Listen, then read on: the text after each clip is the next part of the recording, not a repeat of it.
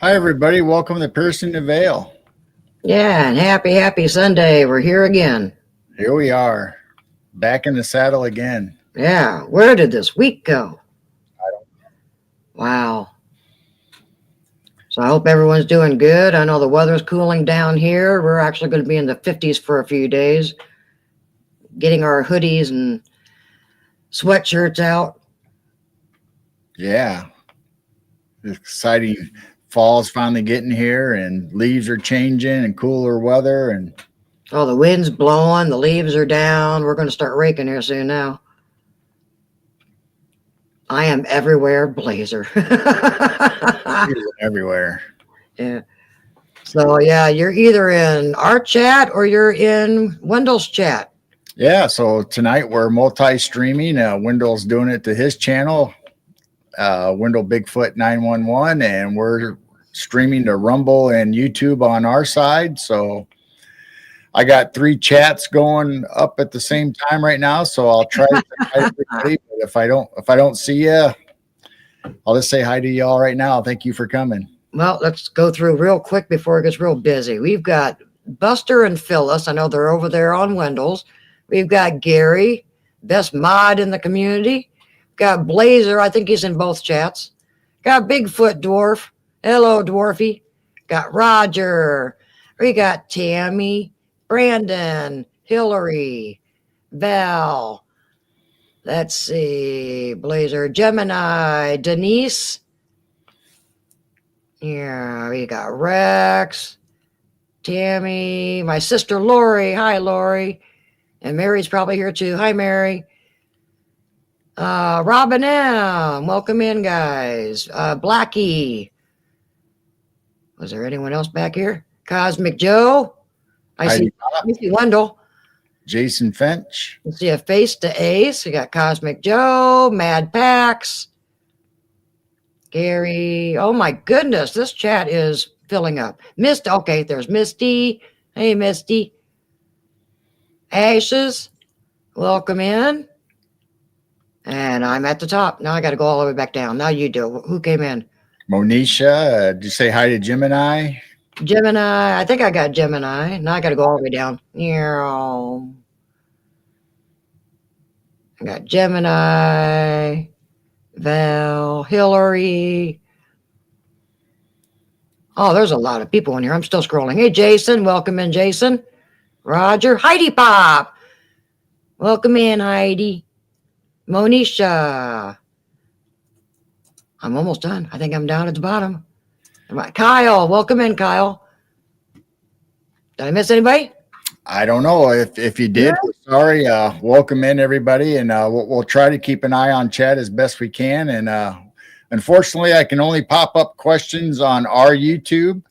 So if I see them in the Windows chat or our Rumble, I'll mention them, and I just won't be able to bring them up on screen. And I saw Lantern Keeper.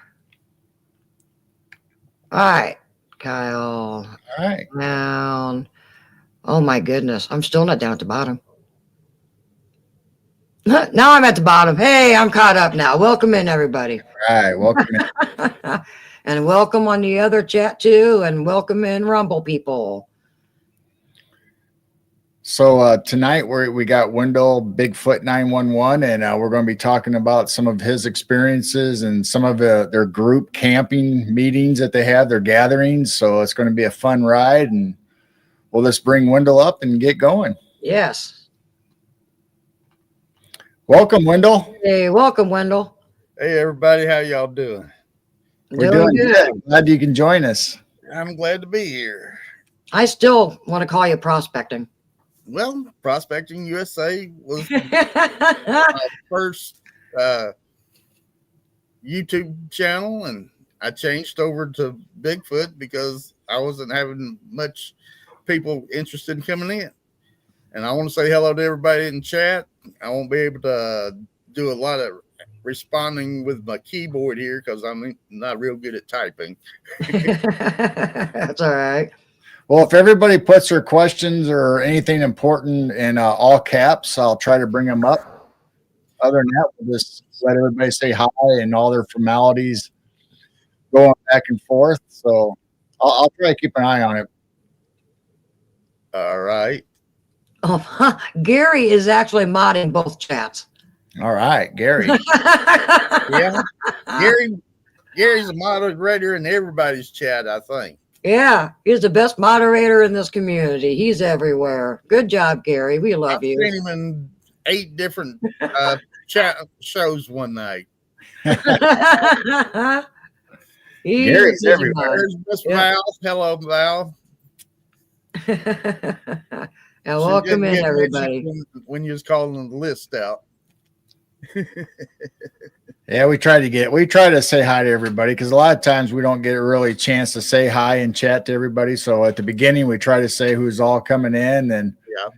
after that, it's like the Wild West, you know. It's wide open. Well, where you want to start? Let's just start with your some of your experiences or whenever you first got into Bigfoot or whatever you want to talk about.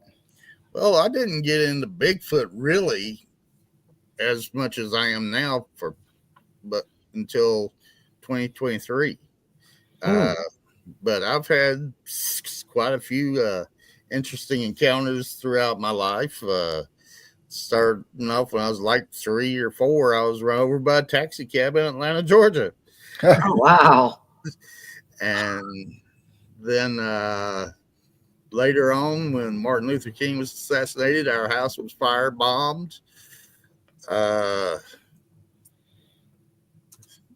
Trying to think of anything else interesting.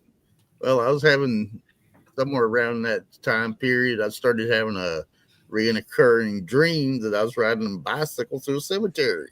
Oh, Really? wow.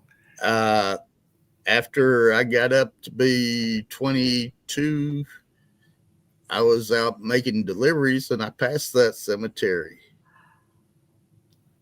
Oh, wow. Same cemetery was in your dreams? Yes. Did you go in it? No. It was. Oh, my gosh. It was one of those small cemetery types that was on the side of the road with no real parking, and I was in my truck, so I couldn't stop in the truck anyway. So, Wow. Did you, in your dreams, did anything happen in the cemetery while you're riding your bike? Did you see anything or remember anything from it? I don't remember if I was being chased or what was going on, but there was some reason I was going through the cemetery on a bicycle. Wow. Do you recall ever going to that cemetery when you were younger? No. Wow. Uh, Oh, now that's interesting. That cemetery was located down near Conyers, Georgia. And I'd not been down there. I'd lived from Dallas, Georgia, Douglasville, Marietta, Smyrna, Macon, McDonough, but I'd never been out that way until I started driving for the company I was working for. Wow. So you think getting hit caused these dreams or this stuff to come about? No, because like I say, that was like I was like 3 or 4 when the car hit me, and the dreams started like when I was about 8 or 9 years old. Okay. I just thought maybe that traumatic experience unlocked something for you. Have you ever thought about going into the records and finding out who's buried in that cemetery? No. There might be a name or something that is familiar or something. It's possible because I did have some kin folks I found out lived down in that area later on from some of my cousins. So some of them could be buried down there as far as that. There's got to be some kind of a connection to that, that cemetery that went into your dreams. I know everybody used to always say, well, it's Bart Cherokee. And I believed them forever till I ran one of those. I did family tree search on my own, couldn't find nothing. And then I got one of those first DNA kits that came out from Ancestry, Right. and it showed there was no Indian blood nowhere. Ah, wow.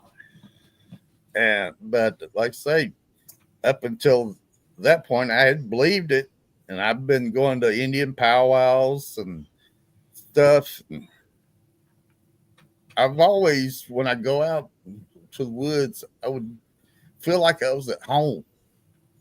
And I've walked up on deer 3 times, and I've never had no experience with nothing out like the Bigfoot or anything. No strange noises. I've always knew what there was.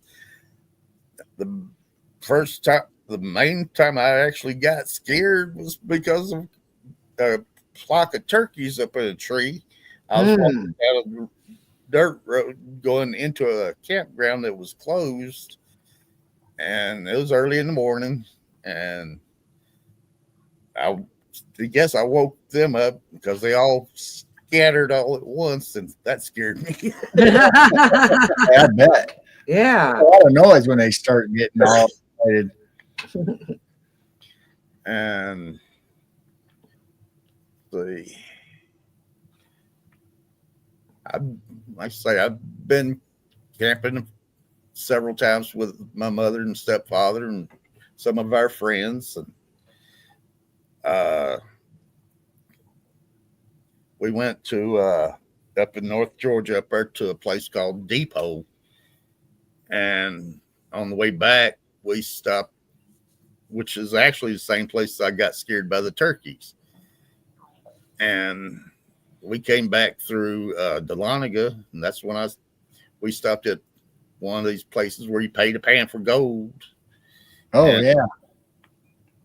So I did that, and the next year we went back up and we camped at Notley River Campground up in Blue Ridge, and came back through there again and stopped at another place. So I got pretty good at panning at them places, and I about then I got went to work, and which I was about 14, quit school, and went to work at a place pumping sand and gravel out of the Chattahoochee River there in Atlanta. And so I had it, and my stepfather's and his daddy had worked there at the sand pump several times. Well, his daddy worked there until he passed away, and I would climb up on the trough up there where there's pumping the sand and gravel that they run into hoppers and pile up, and I would jump off that trough and land in the sand pile. Yeah. And one time I knocked a board over that was leaned up against the string shack, and it had a nail that caught my stepfather in the ear. He acted like he was going to cut my ear off with a machete that was laying there. Oh, man. I was in my grandfather's pickup truck one time when we was living down there at Mapleton, and the driveway was fairly steep, and I was standing up in the driver's and the passenger seat, and he hit a bump and stopped suddenly, and my head hit the windshield and busted his windshield. Oh, wow. And my stepfather was wanting to whoop me for busting his daddy's windshield, and the daddy said, "Nope, that ain't gonna happen." Oh, I miss So it. how old were you when you first experienced anything supernatural or paranormal, either cryptid or anything else? Well, when I was around 8 or 9, I started having my name called when I'm away from everybody. I have a nickname, Winky, though everybody knew me by as when I was a kid, and I've heard my name Wendell and Winky both called, Oh, wow. and Wow. I I was at least 1,000 feet away from the house the first time that happened, and I thought it was my grandmother called me, and I run down there, Hmm. asked her what she wanted. She said, "I didn't call you." Oh, wow. Then So it another, sounded just like your grandmother? yeah, Wow. and then I was out there again playing another time, heard it, thought it was my mother. I ran running down to the house where I was living, and no, she didn't call me. Hmm. And we moved, which that was down in Atlanta, down based almost downtown actually. It was on Highland Avenue on and Virginia, and then was we moved out with my stepfather's mother and daddy, and I was a good quarter mile from the house, and I heard my name called, and I thought it was my mother, and I had to run back home, and it wasn't her. Wow. Wow. I've heard my name called in Heflin where we lived, and had it called twice here, Hmm. and now Nancy and one of her sons has had their names called twice here. Really? Yeah, So is it always a female voice? no. Hmm. Okay. Nancy said she heard what she thought was me calling her, Oh, and so did her son one time. The other time he thought it was her, Wow. and when we was living up there at Heflin, I got a picture of a ghost in our house. Uh, the if, see if I can pull that up here. Yeah, I was gonna say, do you have that photo?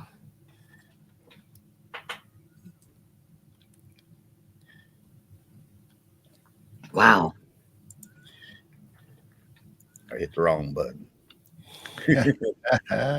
so was it a full apparition? Pretty much.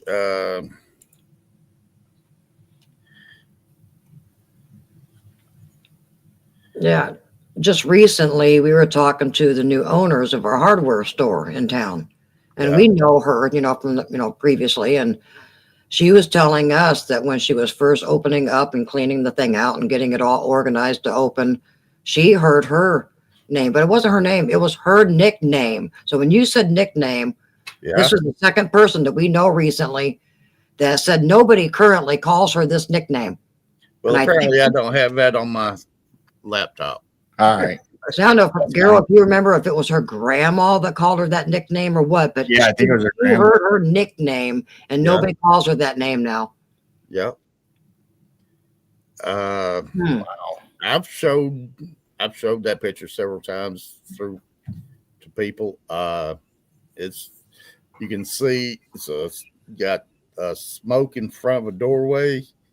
Got a guy with a white shirt and blue pants and a red tie. Wow. A red tie.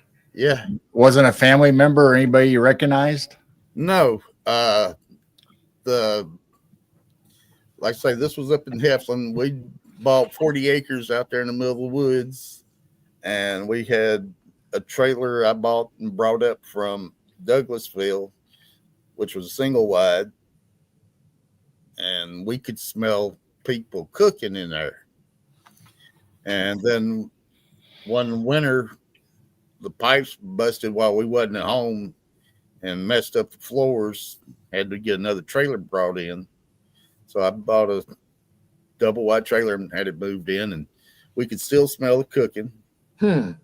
And that was the trailer I caught the picture in. My stepfather was sitting there on the side of the bed one morning, looked up in the mirror, seen this guy with a old corduroy jacket and like blue jeans and button up shirt. I mean, overalls with a corduroy hat. He turned around, there wasn't nobody behind him. Wow. He heard somebody say they was going to hook up the mules and go to town in the morning. Heard he described it as Indian chanting, Wow. Oh, okay. which I never heard none of that stuff myself. And before we moved up there, at one time I was living in Smyrna. The house we lived in, the guy across the street told us that the house was haunted, and he told us the stories that was supposed to be in there. One of them was that there's a lady killed her husband for cheating on her, Oh. and the other was a young family of people on drugs, and they apparently buried a baby outside the back window alive. Oh, wow. And so I've never heard nothing there. My mother and stepfather, none of us ever heard anything there. But one of my stepfather's cousins was staying with us for a while, short while.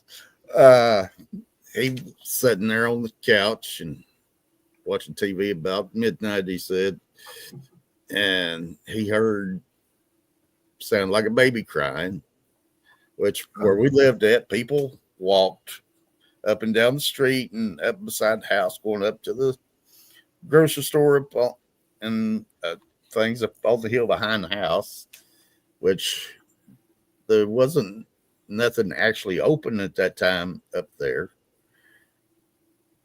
At that time of night, you know. Right. But he just blew it off as somebody going by with their baby. Hmm. And then he heard the refrigerator door open and close.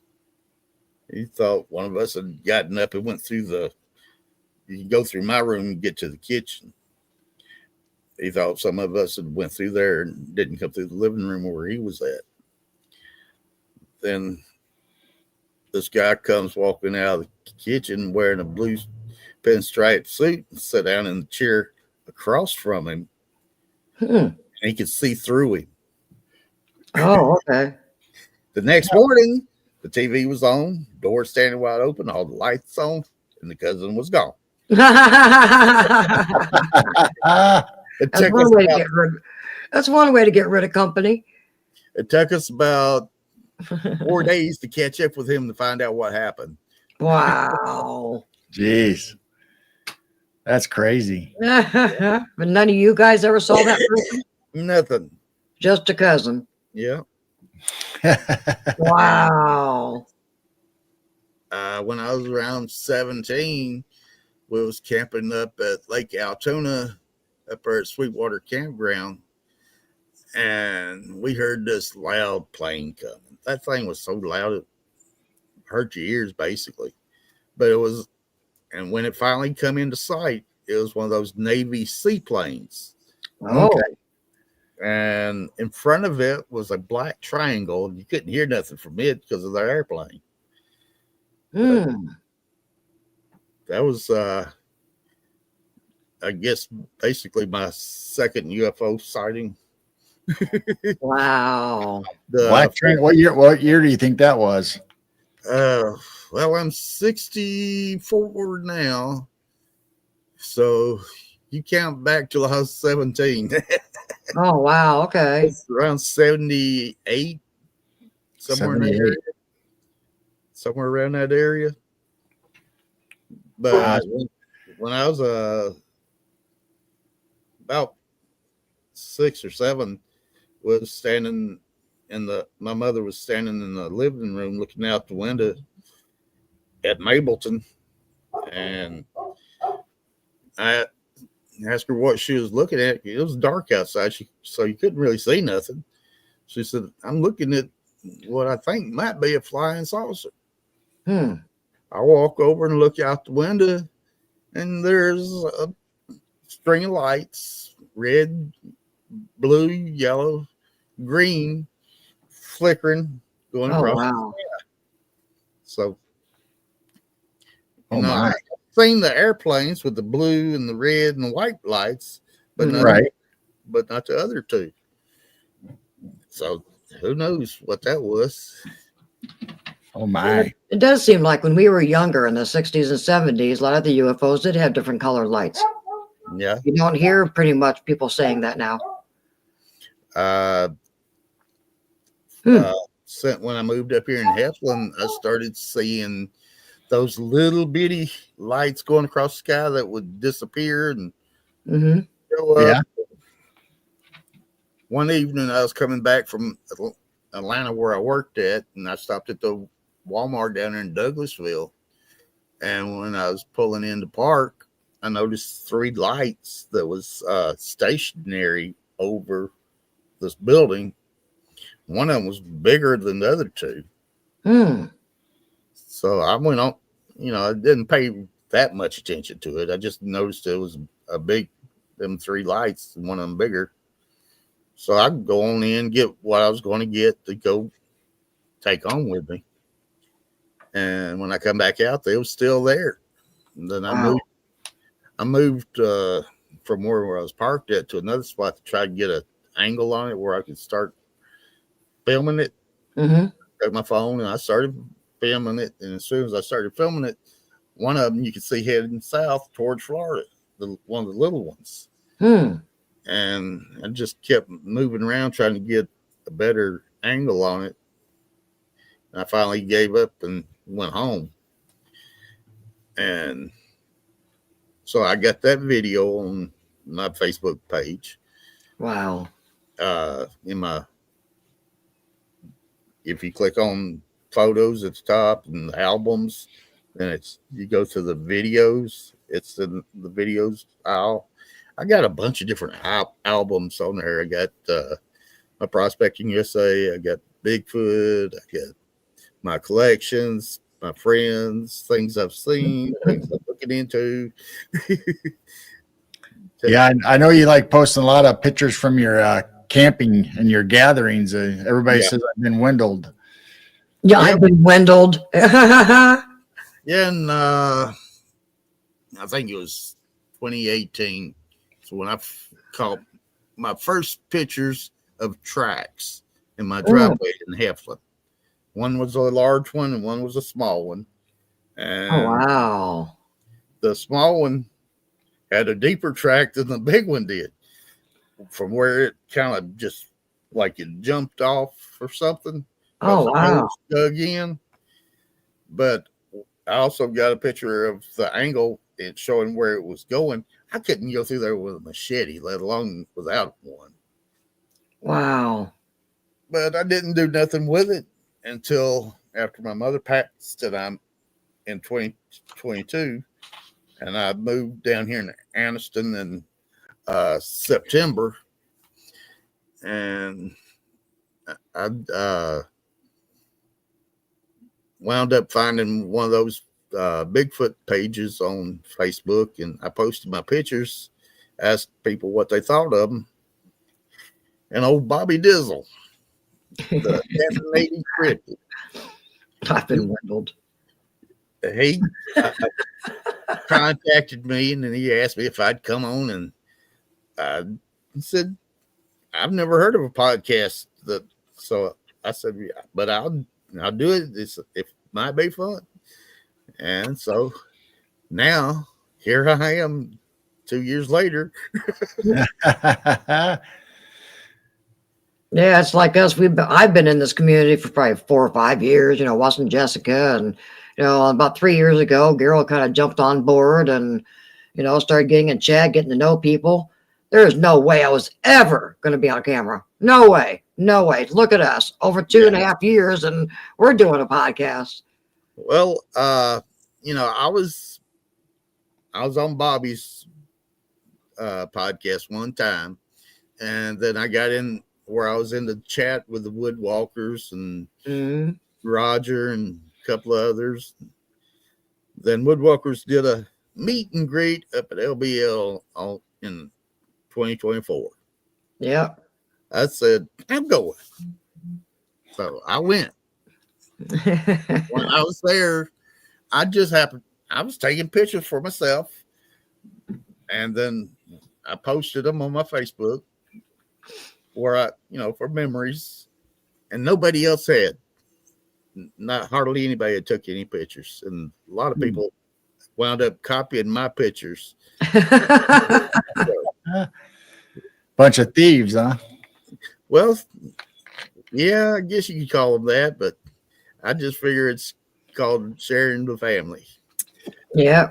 Because we have become like one big family with all the different podcasts that we're part of. Mm-hmm. And then later on in 2024, Mark Green did his little get together down here in Talladega National Forest. And then the Woodwalkers came down later on, did one in the same place. And that's where we go camping around here a lot with Mark Green. And well, sometimes it'll be just some of the people goes over there, like Stacy and Jessica Jones came down there and they camped. And wasn't no organized nothing. It's just we all wound up being there at the same time. Which I didn't get to camp that weekend because I was sick. And but I did go down there Saturday and visit with Stacy and them for a little bit. I got a little short video clip of Jesse's group, but she wasn't out. She was up in the field with Harley when that happened. And then she come up after to Stacy's camper after we got there.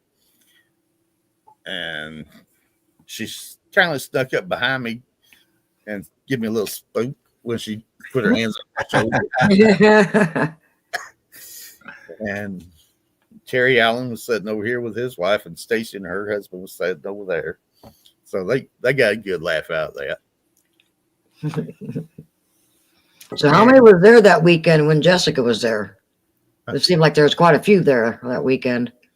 I think they had about 10 people in their group, but Stacy and her husband was basically up there by themselves. Wow. Terry just came by for a visit like I did. Mark, Chris Reinhardt, Patrick, and Adam Colt had come up there on Wednesday when they was coming through their Alabama tour, and they found a campsite up there that people set up in, and when they left, everything was fine. But when Stacy got there on Friday, that camp had been abandoned. The canopy was mangled. There's food left. Wow. Tent collapsed. So don't really, and that's where they found the large tracks out behind the campsite, that abandoned campsite.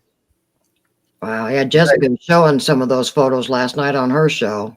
Yeah. And,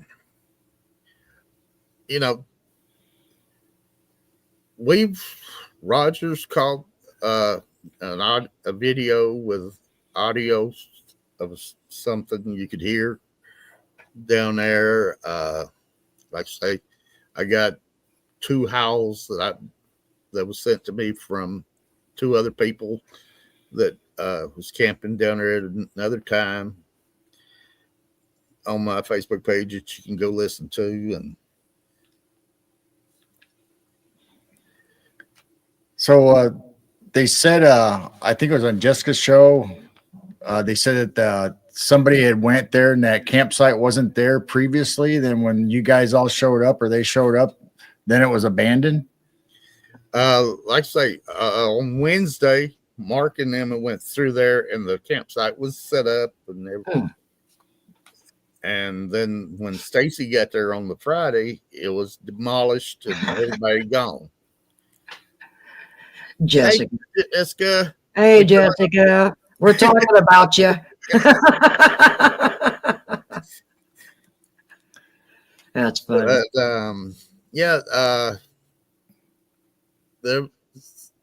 Roger got an interesting video clip that he posted last year from the last time he went camping down there, where he called what he was calling an orb going through the woods down there.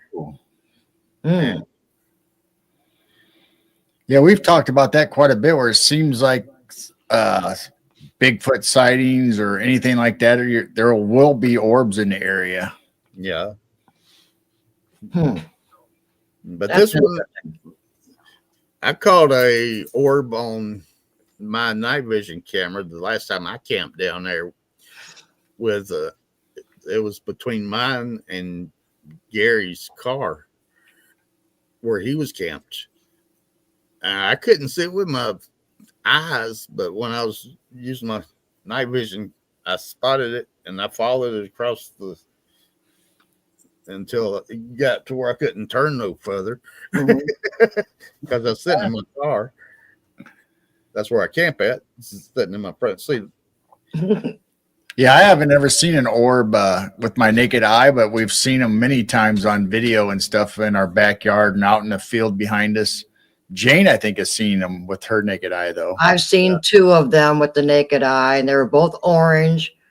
And it was not a plane or anything, because, you know, clouds can be way up high, but when you got a storm, the clouds are way low to the ground. Right. This was underneath, traveling underneath the low clouds, and it just disappeared both times. And it was orange. But other than that, it was always night vision. Yeah. I know Billy was talking about a mysterious blue light down in the woods that looked like it was one of those LED lights. Yeah. Mm-hmm. But didn't know what it was. And other people have seen different color orbs down there. And so there's a lot of activity in that one area. Yeah, it's not, I mean, it sounds like everybody was having fun. Then all of a sudden there was some activity happening in and out of the camp. There's a place over here called Sweetwater Lake. I went down there one afternoon with my dogs, and there was nobody there. But my dogs got out, and they found a deer hide that had been. That when I went over there and looked at it, it looked like it had just been ripped off and thrown down. Oh, really? Wow. And then I left from that, went around to we got a little boat ramp that goes into the lake. I found a rod and reel laying there.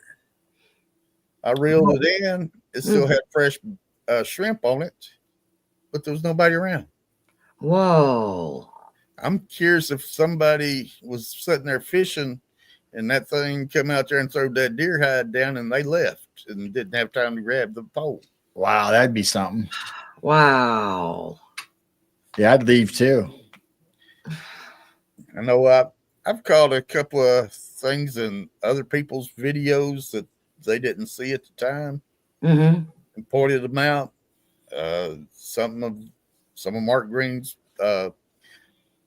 pictures in the out there in his garden, something in the cornfield, and it And I called something from, I think it was Barry Browning's picture that looked like it might have been a dog man up on uh, the side of the road up there, squatted down, hiding as he was coming down through there taking his pictures. Wow, a dog man. Oh, is that the same area that when Jessica was leaving, she thought she might have seen a couple dog men on the side of the road? That was going from our campground back towards her house. Yes. Okay. Okay. But it wasn't this past weekend. It was a previous trip. Right. The previous time. Right. And so, yeah, I like it's. That's a nice spot down there. You know, it's a primitive. There's no lights, no water, no toilet, no nothing. It's just a spot in the woods where you can sit. And it's where the hunters come in there and they set up their camp during hunting season, where they have a safe spot where ain't no hunting right around them at the time. And when they're not there, we go in. So there's another campsite similar to that one called Big Oak Campground, but they do have a pit toilet, but it's not nearly as big as where we go. And I pulled in there back in the last spring, and I got this feeling I should not be there. Oh, really? Didn't have time to look around. I just whoop, and back out of the place as fast as I could. Wow.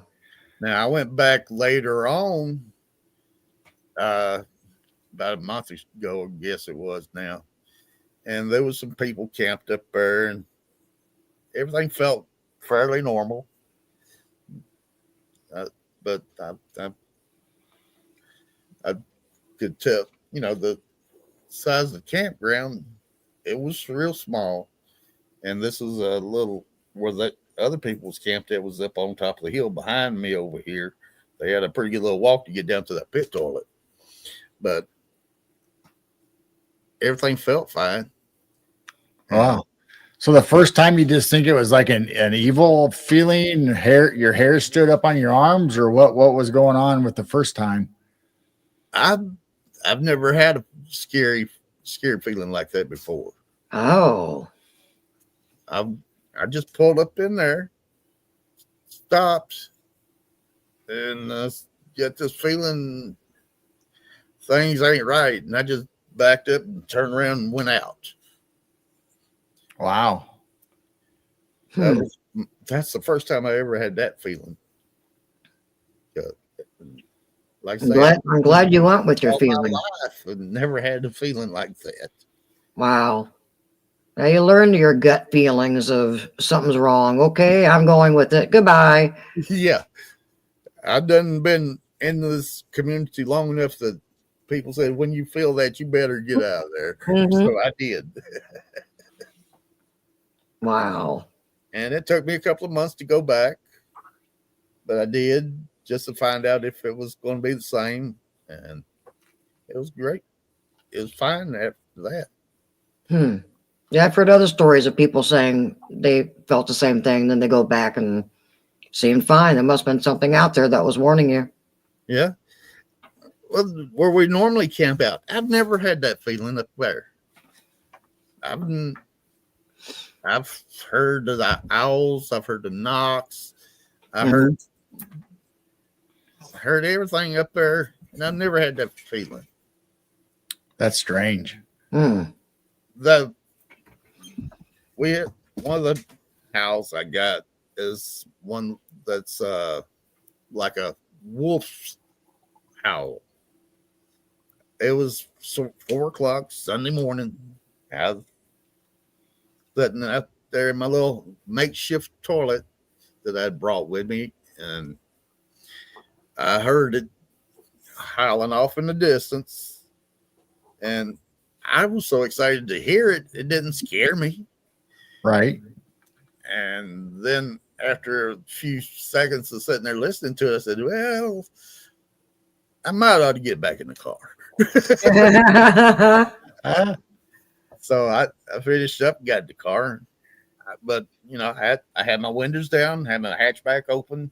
That's the way I camp if it's not too cold, and no, nothing bothered me. Hmm. Uh, that that was on the Woodwalkers camp out that we had down there, and that was the first howl I'd ever heard at all. Wow. And then we could hear other howls during the day and around there, and that's when Pat and Joe got one of the howls that I got on my Facebook page, and Jesse got his. They was running their recorders at night, and they sent them to me, and I'm sharing them on my page to let people hear what they sound like. When you say how, are you talking like vocalization from Bigfoot, or are you talking dog man, wolf? Both. Okay. Yeah, I've heard the strange howls, and I know it's not coyotes. Coyotes sound like they're drunk people screaming and yipping, and but yeah, I've heard the big howls, and we don't have wolves around here. We're not supposed to, but we did see like a possible like a coy wolf last year. I mean, it was not a coyote. It was bigger than a fox and a coyote. It was big. It was big and almost looked like a timber wolf. And I'm kind of wondering, okay, maybe that's some of the howls that I was hearing. But I've heard some gut screaming howls. Yeah. And I know darn well they weren't coyotes or anything in the area. Then we went out tracking on the edge of the cornfield out here. The only spot we thought maybe they would go to, we did find one print that looked really weird. It was strange. Yes, it was a large print. And it didn't look like a human print. It looked more like a like a large dog, but I mean, big. Yeah. I was coming back from over here in Talladega National Forest one afternoon. It was about to get dark, and I cut through Fort McClellan over here to get home from over there. Which you come in, you go up this mountain, then you come back down, and you're in the fort. And they closed the fort down several years ago, so I just use it's called Baines Gap Road, and they got a little waterfall up there on side. It's not a big one, but it's still pretty to look at when you go through there after a rain. But I came up the mountain, come back down, and where it leveled out, there's a little creek runs under the road there, and I heard that canine howl again right there down in the woods in my car, and it actually shook me. Oh. I pulled over with my night vision camera and telephone, tried to record it, but by the time I got stopped, it quit and never did nothing else. Wow. But like I say, I've heard that canine howl up there at Fort McClellan. I've heard it down here in the other part of the forest down close to Sylacauga. And I was sitting here on the back porch one night. It was about 3:00 in the morning. I was letting my dogs out, and I heard one up here across this 21 right here, back up in the woods from my house. It wasn't real close, but it was close enough I could hear it. Oh my! So have you ever seen one personally? No. The only thing I've seen is 3 possible shadows. Okay. Well, the night Roger got his video down there of the orb, I seen something cross between where I was camped at and the front of his truck go into the woods. It looked like it might have been a Bigfoot, but it wasn't a large one. It was maybe 6 feet tall. But the one down, the 2 shadows I seen earlier was, well, one was one that me and Gary seen that crossed the road and went down through the woods. And we found the track for where it went across the road. And Katie was seeing looked like a mirage going down the hill down there. And then I saw a big shadow cover 2 trees down there at the bottom of that hill. Wow.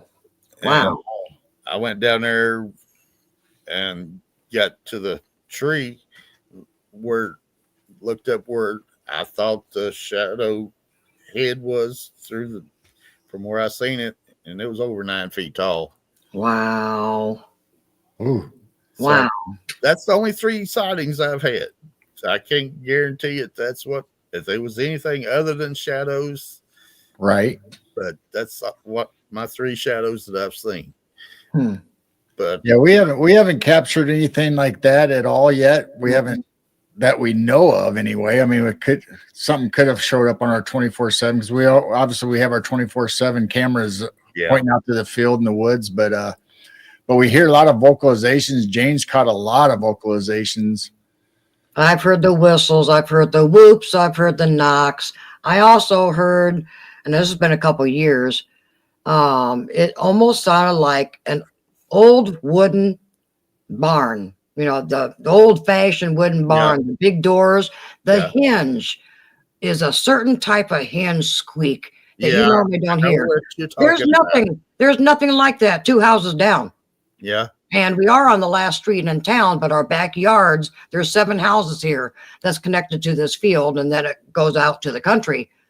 There's nothing over there that would make that squeak at all. And it sounds just like, just like an old wooden barn hinge.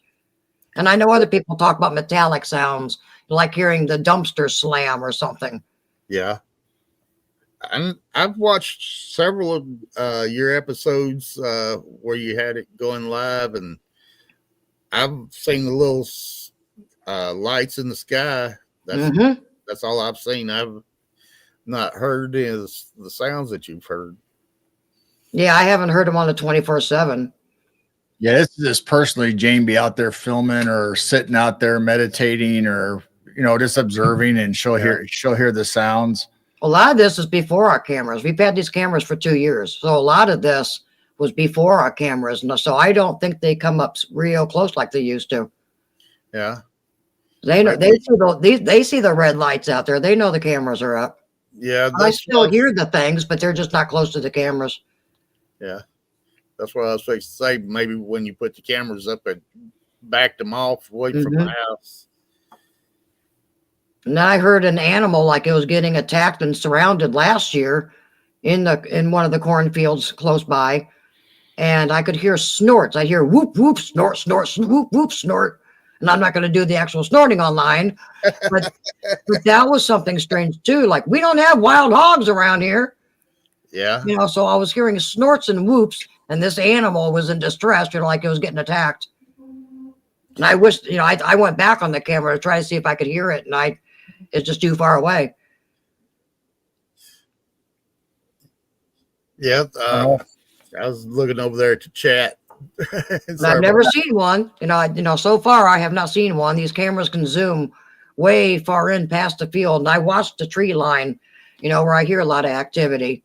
Yeah, but I haven't seen anything yet. I just hear, and we have seen the tree breaks. I've never seen a teepee structure or anything like that. But what we're seeing is the branches are bent down, and then they're laying up against the trunk. Yeah, a bunch of branches bent all the way down. And I know that's not storm damage. No, that sounds like would have been maybe a tree fell down through there, but the tree would still be there if it had. Right. No, this is all the way around. There's a bunch of trees, and these limbs are not totally really broken, but they're bent down and they continue growing. They're up against the trunk. And I'm thinking, okay, that's not normal breakage. No, that's not. Yeah. So we got something out there. I just don't know what. Hey, Daryl. I will say hey to Daryl. He spoke up right there and said, hey. Yeah. And hello to the rest of you that I didn't catch earlier. Yeah, we got Mr. B in the house from Australia. Yeah, that's another thing. We get people from all over the world watching our shows. Yeah, we River do. from River down there in Australia, Mr. B from Australia, Sharon from United Kingdom, and Yeah. or, We've had a few people in ours pop in from Japan and other areas like that. Not only like Mr. B's from Australia, but the UK. Yeah, yeah. a lot of UK. Now, speaking of the UK, Daniel Barnett, the Mythical Legends podcast, he was 14 years old when he started. I think he's 15 now, maybe 16. And he's done some pretty great stuff. He got some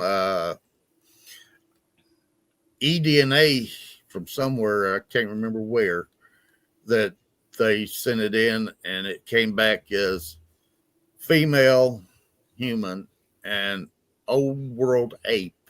Mm-hmm. Really? Yeah. Wow. So they tried to say that it was possibly contaminated because they had the female in it, but Wow. I've heard that from so many other people that's sent in DNA samples that come back the female and ape of some sort, unknown ape. Hello, forest friends. Yeah, that was our explanation that, some people do have good encounters, and they're almost, like friendly, like Gary. Gary's got a great group. Some are, they've had nasty experiences. Yeah. Some have good. Well, it's probably the human side in them that, makes them more gentle. Well, you heard of Kumbo, right? Yes. Mhm. Yep. The last time Gary was down here, he got sick and Kumbo took him home. Wow. And while he was there, he seen the big fella on Gary's property. He said that thing was somewhere around 15 feet tall. Oh my gosh. Wow. Wow. So, wow. We've come to the conclusion, Gary supposedly is able to communicate with these things. Mm-hmm. And I'm believing. I believe 100%.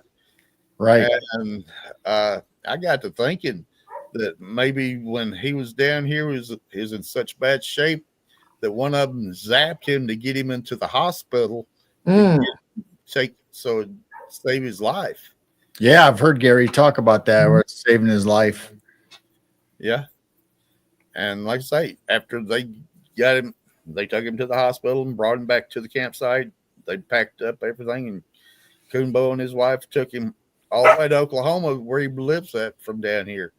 And then they had to drive back to Alabama, where they live up here in North Alabama. Wow. Close to Greg's house. And Bama lives up that way. Bama Murdoch. Bama took us over to a place in Bankhead this past year. It was a nice campsite, and it had the toilet and had running water, but it didn't have no electricity where you could use it. They had one street light right there where you turn into the campsite. That's it. Huh. Wow. That's pretty far out in the woods then, huh? Yeah. It took, I think it took me almost 3 to 4 hours to get there. Wow. Because there's no straight shot from here to there. I had to go around and come in from the north side to get into the camp area. So it was a long ride, and then we left from the campsite and cut through the woods over to Greg's house, and we sat there for a little while. Kumbo had came over to the campsite the night before, and we went up on another part of the forest up there and we did some howls, heard some possible responses, and we got over at Greg's. He showed us some pictures and footage on his laptop that he has. It started start raining and getting dark, and I jumped in my car and I headed home. I'd like to have been able to stay there at Greg's a little bit longer, see what all happened around there. He said there's something happened after I left that evening. Wow. So, yeah, Greg's got some great stories and some good videos. I don't think Greg's got no videos. Oh, I thought I saw him show some videos. Maybe not. Maybe I'm mixing it up with somebody else. I know now. Flat Rock, he's got videos. Flat Rock.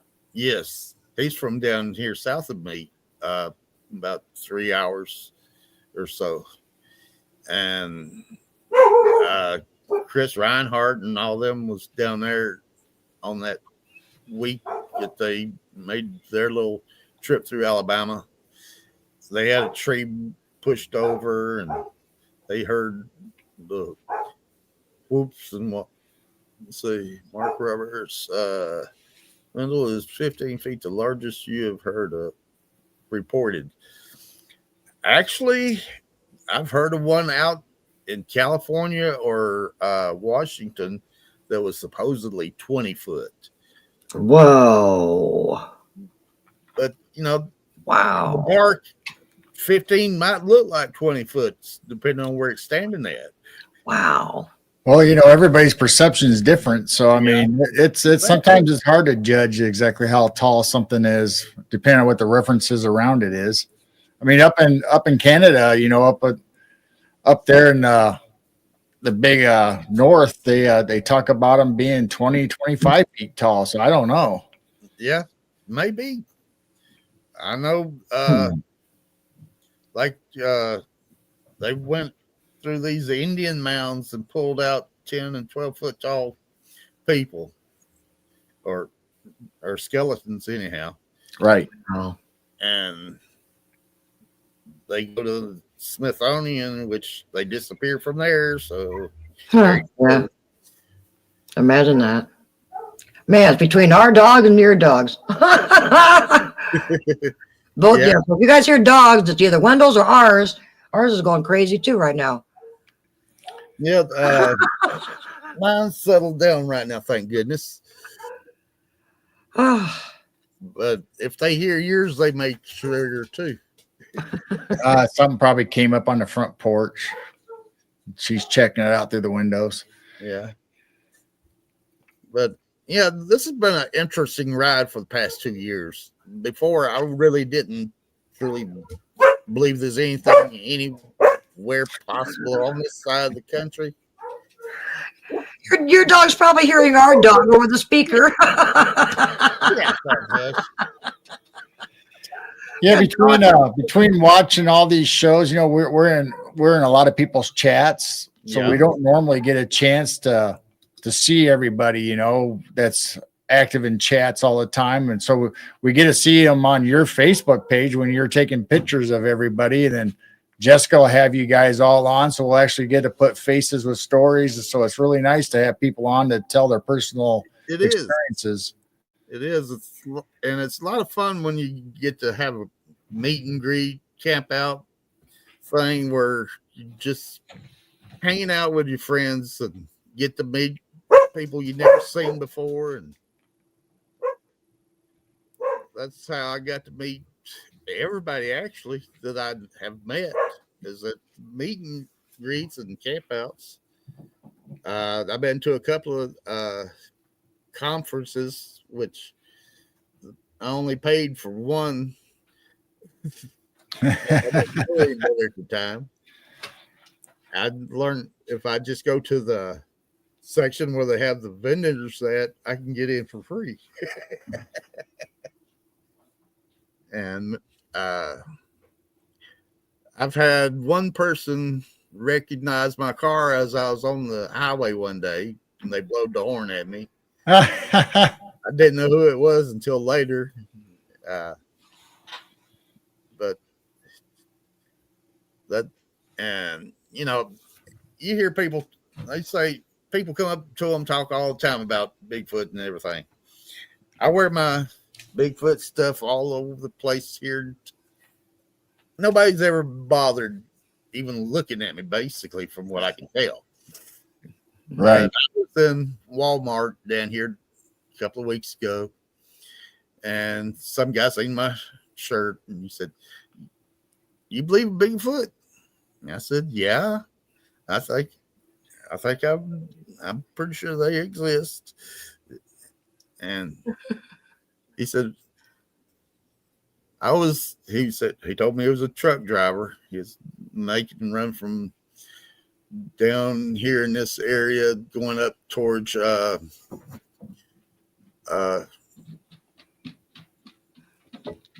the name of that place where they Boaz and where Alabama they're from, the group Alabama. Oh, no, I have no idea. Well, anyhow, he was running Highway 35 and he got up there close to the Cloudland Canyon, and he pulled over on the side of the road to relieve himself. And while he was doing it, he got to smelling something really stinking. And then something sounding like a bulldozer coming up through the woods at him. He said he jumped back in the truck and hauled ass and never bothered looking back. So he never seen nothing. But he said something come at him while he was peeing. Wow. We listen to a lot of podcasts. You know, this community we're all in is, you know, it's a large community, and we've heard a lot of stories the last several years. A lot of sightings is when they're going to the bathroom in the woods. A lot of them are. They must like watching us go to the bathroom. Or we just happen to like peeing on them. So if anybody wants a sighting, just go squat in the woods for a while. Yeah. Wow. Now, Mark Roberts, Jane wants to know if the crystals behind you, do they affect your experiences? Possibly. I had a lot of my raw crystals. I ended up putting outside in a rock garden. So I would sit outside with a bunch of crystals around. So it might make a big difference. Yes. I think some of my main experiences is when I took I take musical instruments outside in the backyard. If I play flute or drum or my handpan, singing bowls. You know, I've done a singing bowl like 1 o'clock in the morning, and all of a sudden I hear strange geese about a mile away down there by the Illinois River, and I'm going, geese normally don't honk in the middle of the night, and it doesn't like something was attacking them either. So to me, I think the singing bowls and musical instruments draw more activity than the crystals. But I do have a lot of crystals out in the backyard. Now, do you guys, when you're out gathering, Wendell, at the campfire, do you guys play guitar or music or any instruments or anything? And do you get any reactions from the woods? Not a whole lot of reaction from the woods during that. Now Billy Schilling, he's good, really good singer and guitar player. We got Dale Boswell comes out there from time to time. And Donna and Sherry from that are friends with Misty and all. They sing and play. But normally we don't have anything interrupt while they're doing that. Now Mark and Rebecca was doing a live down there one time, and you could hear the coyotes in the background, but there was other stuff that you couldn't really make out from where they was doing the show.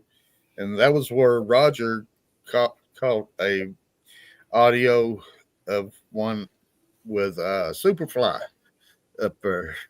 Yeah. Looks like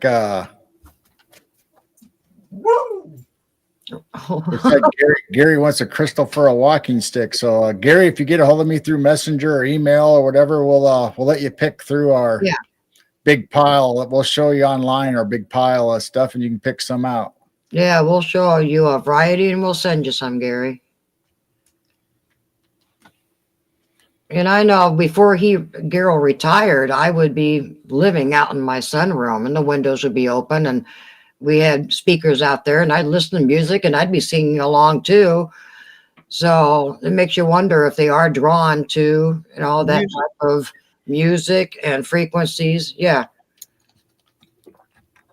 Yeah, I've heard people saying that they out there just having a good time singing, playing music around the campfire and laughter. Yeah, they like laughter. They're drawn into, watching everybody just laugh and have a good time. Well, they're probably just curious of what us weirdos are doing out there. We're their entertainment. What do you expect? Yeah. We're just out there to go to the bathroom behind a tree.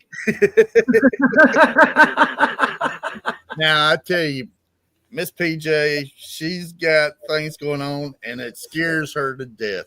I know it because I can just see it in her face and her voice. I wish there was a way to ease her fears.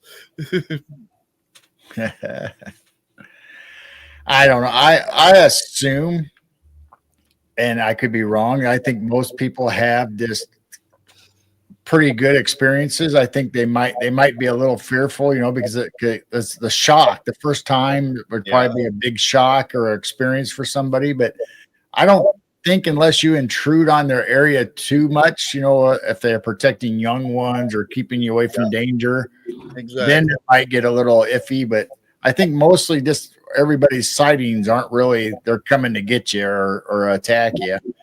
Well, from all the reports I hear from the Bigfoot and Dogman, all that, there's not been too many that have been hurt or anything like that. You hear 5,000 reports of sightings and experiences. Maybe 4 or 5 was a disaster. Right.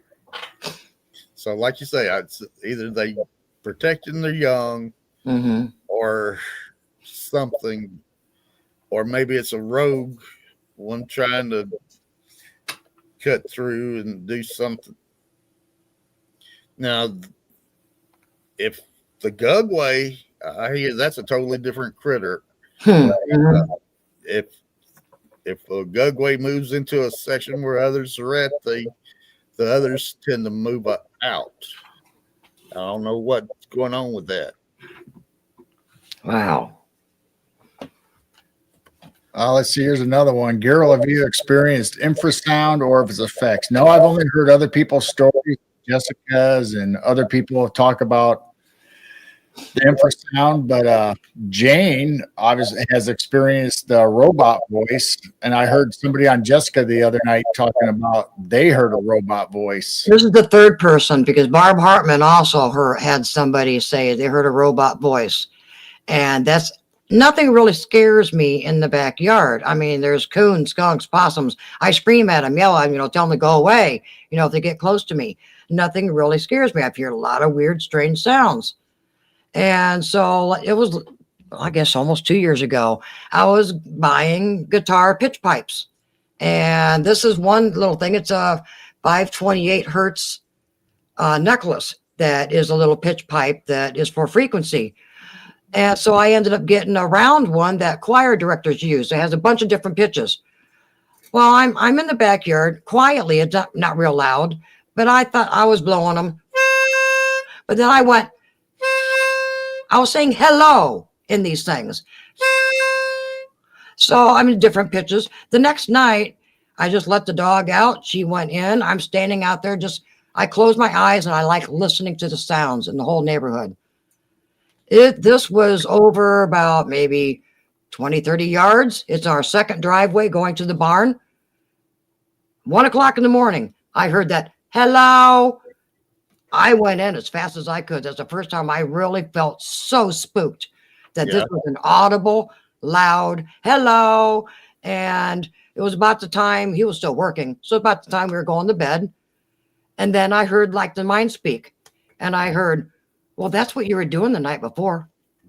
I kind of went, oh my gosh, I was doing that hello through all these different pitch pipes.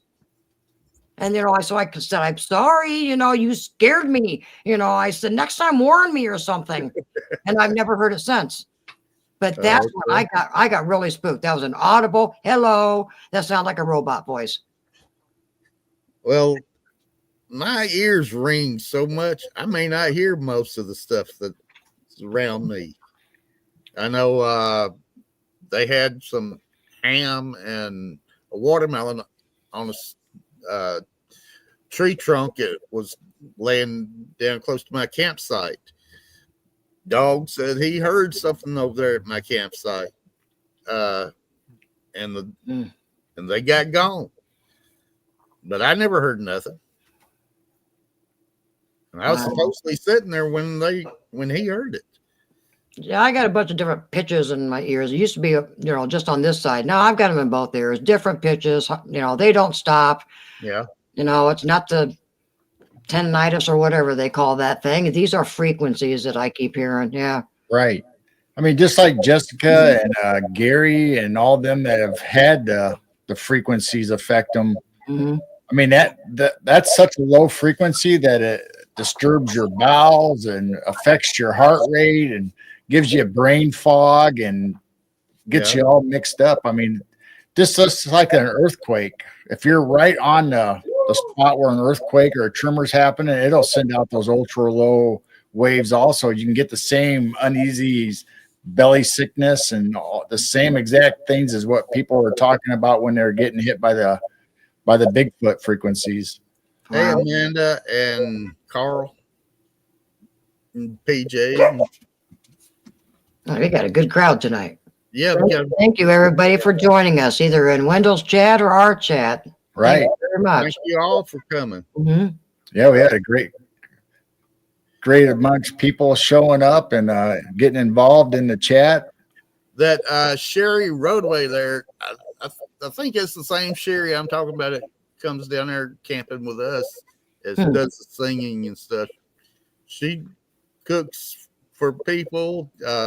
Gary and Billy, they help people set up and take down their campsites.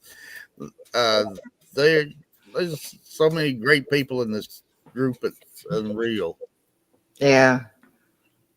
Yeah, I haven't done much sitting out in the yard, or the backyard this summer. We've had the hottest summer I think we've ever had. It was so hot and humid and just miserable that you did not want to be outside. I know when I was living up here in Heflin, I managed to sit out there on the front porch at night, and I've heard coyotes. I've heard it was either a bobcat or a mountain lion, because I do know we have bobcats up there. And my mother and stepfather, they said they seen mountain lions come down the driveway. And Wow. Now we had a bobcat seen about 1 mile, 2 miles away. Someone got it on their trail cam. So once in a while we'll see a bobcat. I got pictures of bobcat on my trail cam, and my neighbor had a picture of bobcat with a rabbit in its mouth going across his yard. Wow. Yeah, for us, it's. I mean, Illinois used to have big cats and bears and wolves, and they drove them all out. Yeah. Now it seems like they're slowly coming back from the upper states.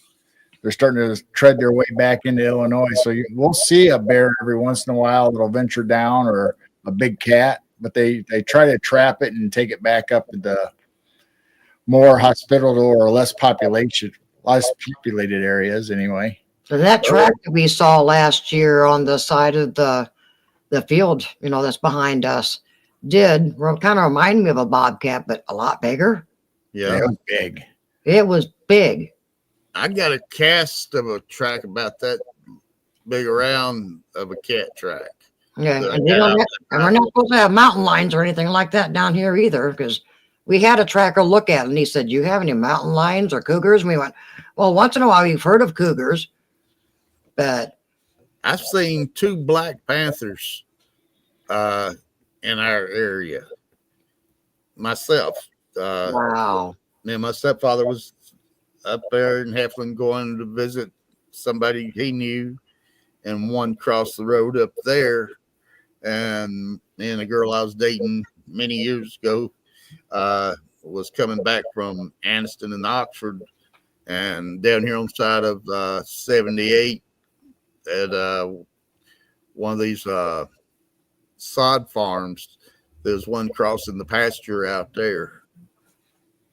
Yeah, we had reports of a black panther. We have a, oh, what do you call Thunderbird, girl? It's kind of expensive living around the lake, and a lot of the Chicago people come down for the weekends. Yeah, it's just a little resort area where they build houses around the lake. They come down on vacation. There's a lot of people from our area already had houses there, so it was just like a nice place to be and go on vacations or hang out in the summer and stuff. But Chicago people come down a lot and buy the houses. And some people live there, all the time. And I had a friend that her mother was visiting, and her mother was leaving Thunderbird. And, it's like a winding road going around the lake. And she called her and she says, "What kind of large animals do you have?" And she says, "Well, there's deer all over the place." She said, "No, this looked like a black cat."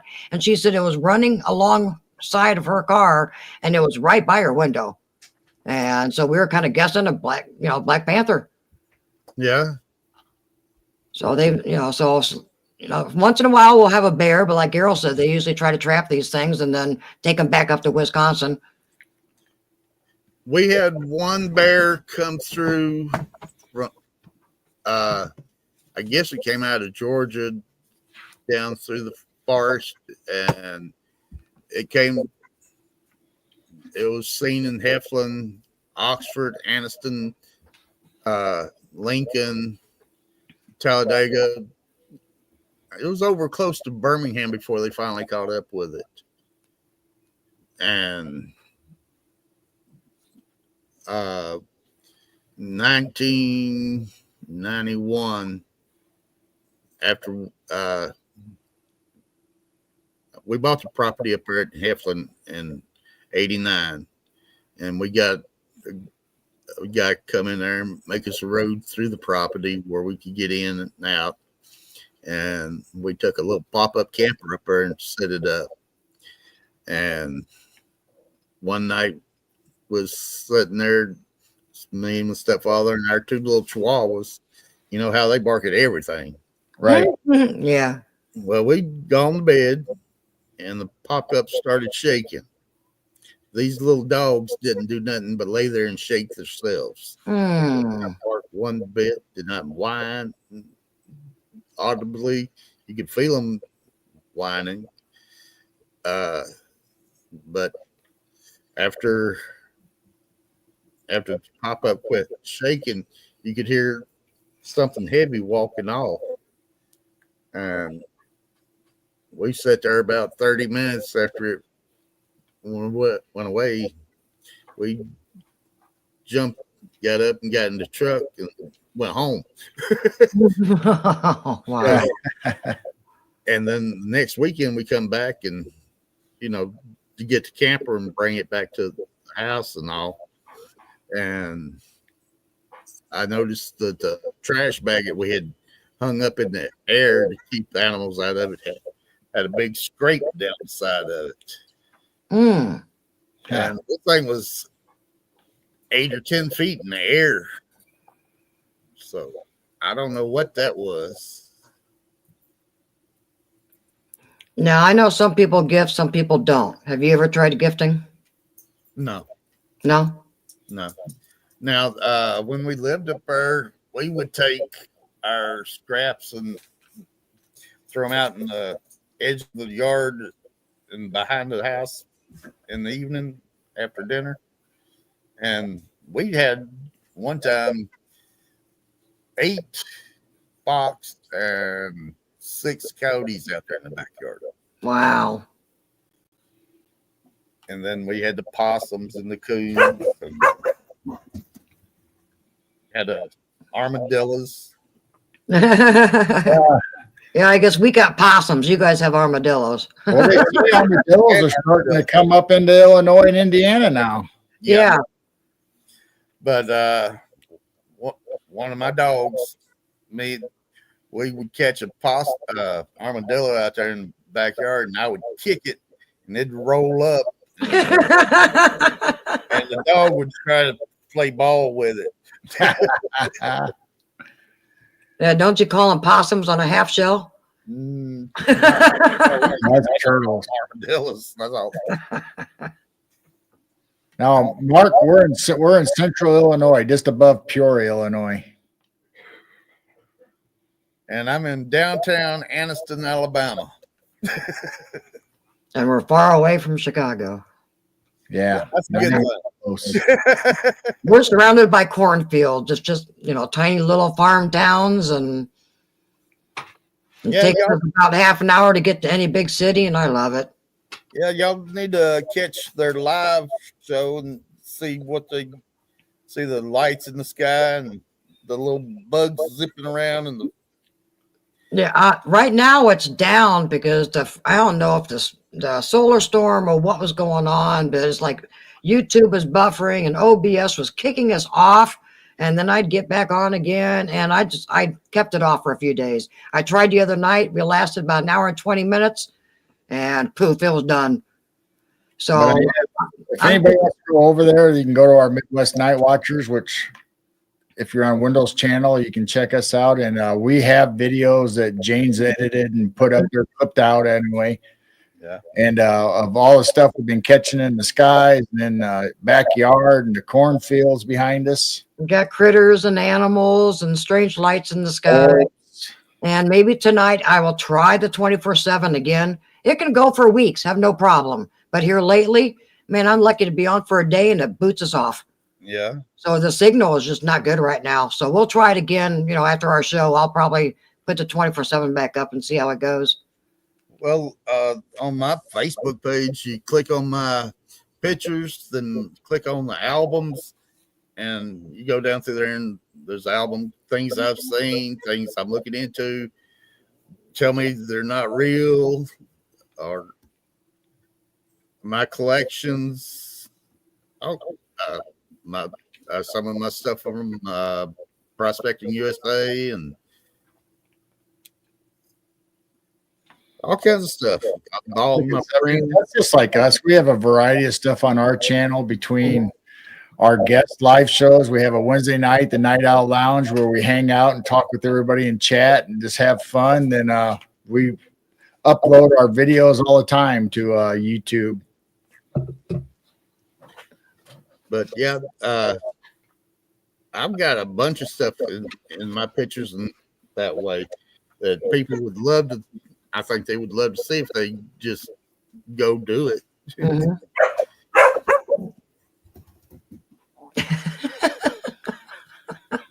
I love that.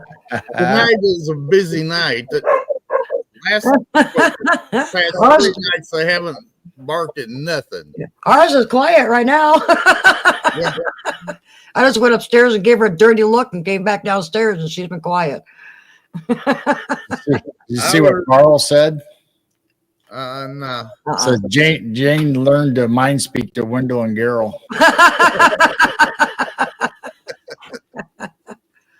I have experienced some of the mind speak, and I know it's not just me because I've heard some things that I normally would not be thinking of. But like I said, this summer has been real quiet. I haven't experienced a whole lot. I don't know if it's from the heat, the bad humidity. But yeah, this summer has been kind of quiet. No coyotes around. I'm just hanging out with a couple of my friends here on doing a live.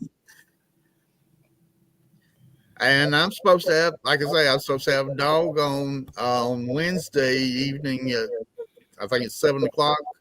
So, Yeah, I saw a dog in chat earlier. Yeah, I saw a dog in chat. Yeah, We're we're slowly bringing everybody that we meet in chats on Yeah. in chat. We're slowly bringing them on the channel if they want to. If anybody has a story or just want to come on and share and hang out, just kind of like what we are tonight. We just kind of like we're sitting across a kitchen table from one another and just hanging out and talking.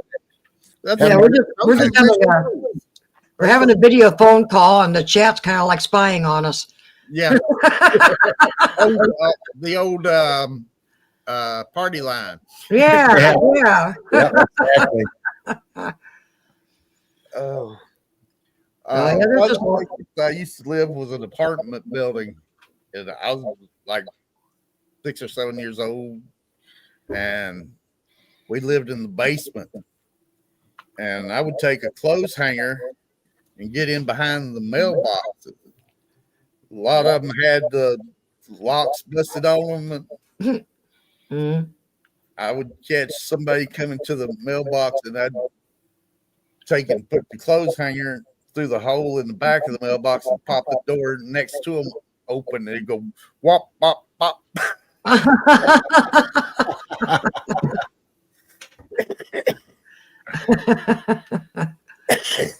Wow. I used to be a mean little boy.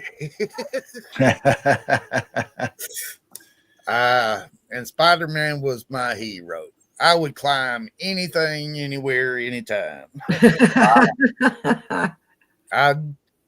There's a shopping center there in Marietta called it was called South Cobb Shopping Center. I would climb up on top of that building, go over to they had a terrarium in the center with glass around it and the open top with trees growing out of it. I would climb down the tree into the terrarium, mess with the fish in the water, and the security guards I'd keep an eye out, and when the security guards come, I'd climb back up the tree and get back out.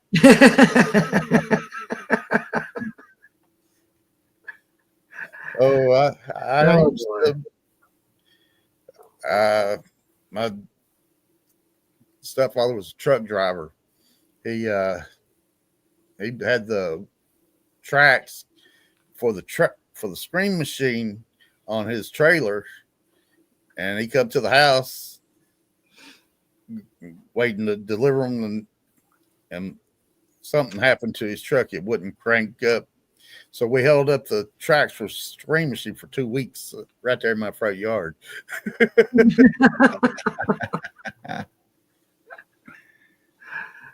And I was crawling all over the truck, and I peeled the paint off of it, and I got in trouble for that.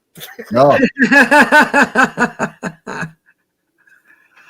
Well, speaking of trucks and stuff, have any of you guys experienced like handprints and stuff on your vehicles while you're camping out? There have been several people Billy's had stuff on his, Chad had some on his car, and there's somebody else, I can't remember who it is right this minute, had something on their car down there to camp out. Billy was sitting there with everybody behind the singing and carrying on one evening after dark, and where he was parked at, he couldn't go between the tree and his truck to get to the front of it where he get his glasses. So he had to go around the truck and come in the other side, and he got his glasses and went back around and sat down. Then something hit the front of his truck, and they went back and found track marks on his truck. So whatever it was right there in the dark by the side of him. When he went around there, he didn't see it. Wow. Cool. Wow. But there's been at least 3 or 4 people that's had stuff on their cars and campers that they found later. I went over to Superfly's house. Well, he lives in a camper at a place, and he has a big old handprint at the top of his camper. Mm. And he's got one on the other side. It's up underneath the awning. Oh, really? All the way up there, huh? Wow. Yeah, it's right close to the front door. Oh, Wow. And he's always seeing stuff over there. And I've seen stuff in his pictures that when I got over there to look at it, that stuff would be gone. So, wow. Yeah, we haven't really got any footprints necessarily as far as a Sasquatch or anything. We did have one that we thought could have been a dog man. It was a really weird print that we found out in the field behind us. well, I found a tree that's upside down. Oh, Yeah. wow. Looks like where they come in there and cut the trees down to keep them from falling on the power line. Mm-hmm. And something come along and stood one of them upside down. Wow. Wow.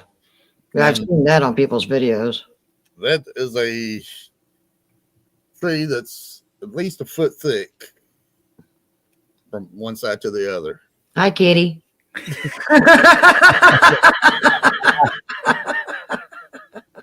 We got two of them. The Two kitty dogs. just vanished. The kitty just cloaked out and vanished. Yeah, I had to knock his butt out of my face. Like right now, I'm sitting here patting my boxer lab mix and my little terrier. She's back on the bed over there. Stop chewing on the blanket. Mike Nation said that he had a baby handprint this year. That was cool. Oh, a baby handprint. Yeah. Got a baby handprint this year. That was cool. Yeah. A lot smaller than what you think. Wow. Or Flat what Rock. you think. Flat Rock's had handprints on his porch and some. I think he had one on truck or something down there. I may be wrong on that. I've seen so many different ones, Hmm. and I think Flat Rock had found a handprint out in his yard, and he's found some tracks and. Yeah, it looks like Claudette said that she found some weird stuff in the snow, and Mike Nation, and Wow. Now, I just heard a lot of mimicking, and several times I'd hear one dog bark, just bark. And then you kind of think, any more barks? You know, normally a dog barks more than once. But that summer, I would hear a single bark on one side of me. Then I'd hear a single bark on the other side of me.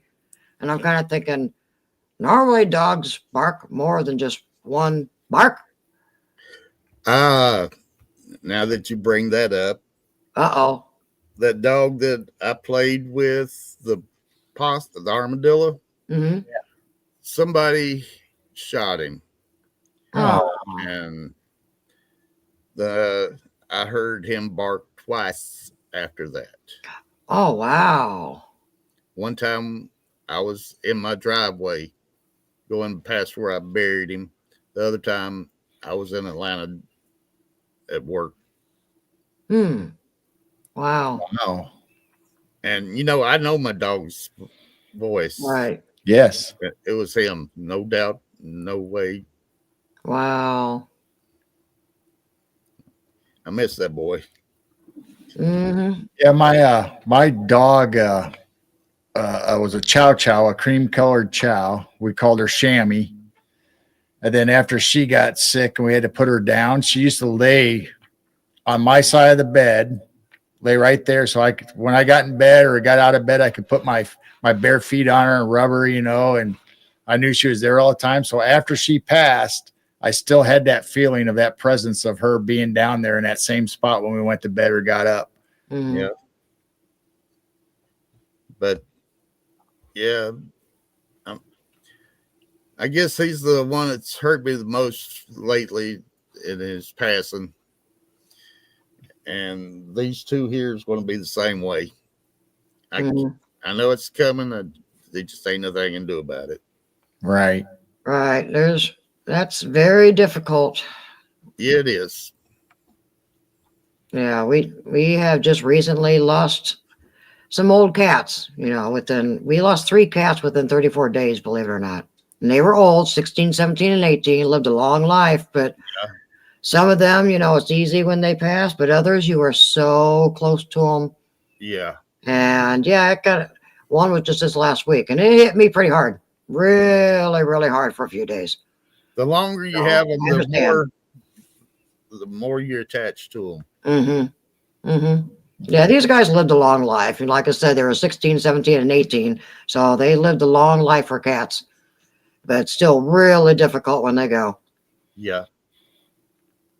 I had one that I got, and not too long after I got it, it got powerful, and it wasn't nice.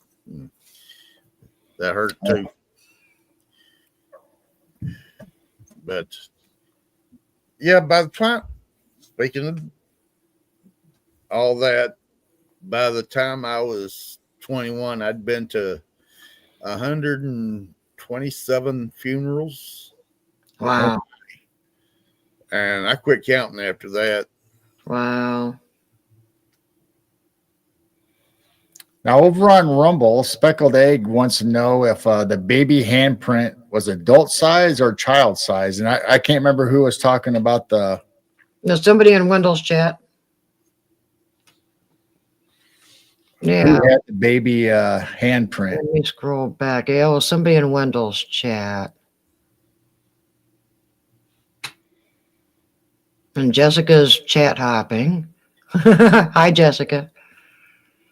Hey, Where? Mark Um, from Night Vision Paranormal.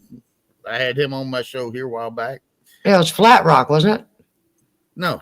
I had a baby one leave its handprint on my porch Oh, ramp. Definitely small. I one thought of the somebody ones I else talked said. about. I thought somebody else said something.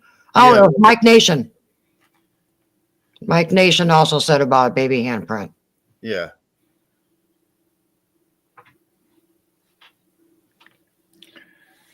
So the question was, they wanted to know if it was still what human size? You said. Yeah, a baby handprint or adult size, or when they talked about seeing the baby print.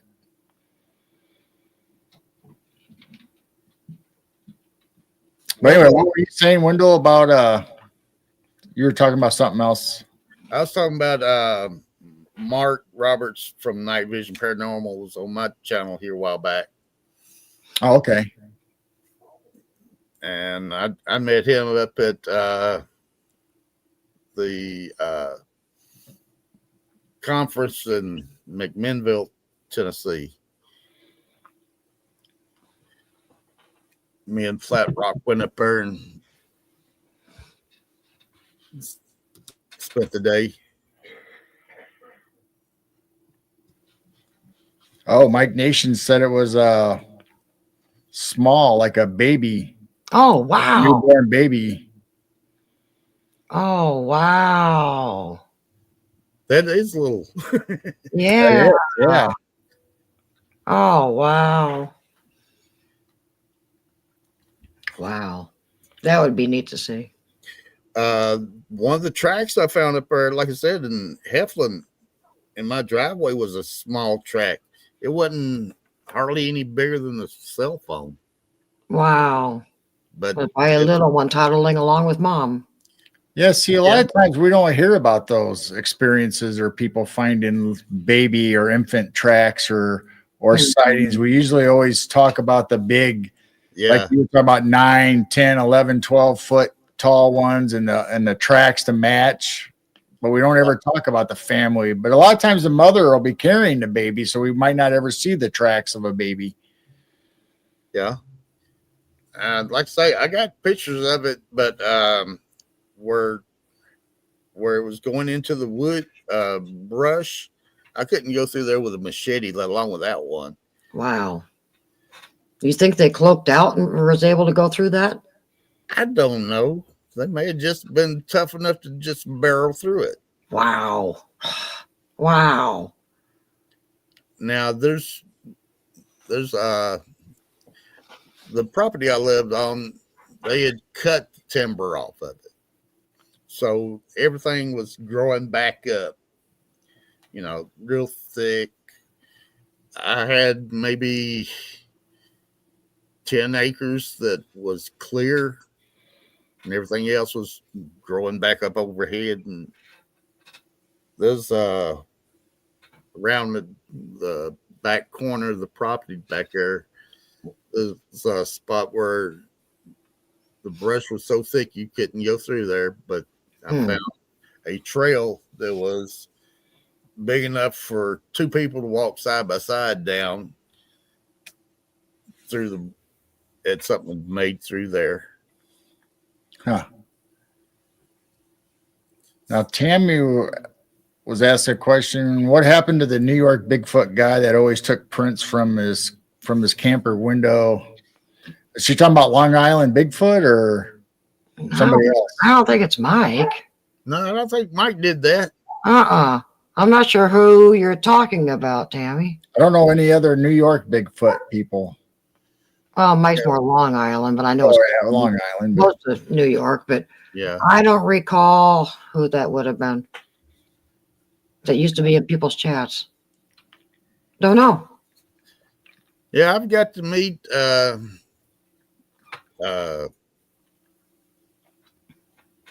BMR,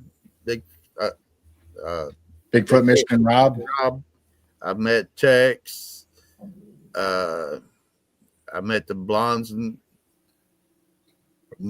Booze, and there's been several of the other podcasters that I've met. I met Cam Berkner at our first Woodwalkers camp out up there in LBL with Wood. I was walking up through there going towards Greg's table where he had food set up, and I heard this voice that was unmistakably Cam Buckner. I stopped and I said, I know that voice. He said, yeah, I'm Cam Buckner. Yeah. And we got to talk about the Dixie Cryptid and Steve Lilly and all that. And when we just getting ready to leave, he gave me his canopy that he was using out there. Oh, really? And somebody else got one of his chairs. I think Billy remembers who got the chair. I don't. Or Gary probably remembers. And, sometimes people, Gary got Chris from Bigfoot Outlaws tent that he had up there at LBL. Really? He wasn't going to pack it up and take it back home. Right. Yeah, I can see that. So, yeah, I've had a great time meeting all these people and going out camping with them. And like Mark's Christmas dinner last year, where we had people come down there to the grist mill, where we're going to be at again this year. If anybody's coming to that, they need to let Mark and Rebecca know that they're coming so they can make sure we got enough food. And they have camping down there. So if you're going to bring a camper, you're going to have to make arrangements with the grist mill for hookups, or you might be able to park out there in the area where there's no hookups at. Now you're going to have Santa Squatch show up? No.